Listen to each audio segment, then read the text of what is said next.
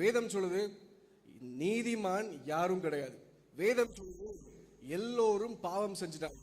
வேதம் சொல்லுது நீங்க பாவம் செய்தது நிமித்தம் மரணம் தான் அதற்கு பதில் என்று சொல்லப்பட்டிருக்கு.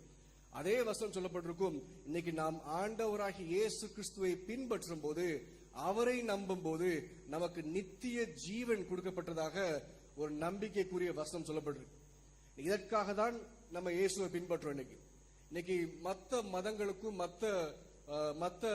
மற்ற நம்பிக்கைகளுக்கும் நமக்கும் என்ன வித்தியாசம் பாத்தீங்கன்னா, மற்ற நம்பிக்கை சொல்லுது நீ இதை செய்தால் உனக்கு நித்திய ஜீவன் உண்டு, இது செய்யாவிட்டால் நித்திய ஜீவன் உண்டு சொல்லப்பட்டிருக்கும். ஆனா வேதம் மட்டும் சொல்லப்பட்டிருக்கு நாம் எதையும் செய்ய முடியாது, கிறிஸ்து நமக்கு செய்து முடித்ததை நம்பினால் மாத்திரம்தான் நித்திய ஜீவன் உண்டு என்பதை நமக்கு கத்துக் கொடுக்குது. நான் சொல்றது புரியுது நினைக்கிறேன். இன்னைக்கு நம்ம எதையுமே கர்த்தருக்காக செய்ய முடியாது. நம்ம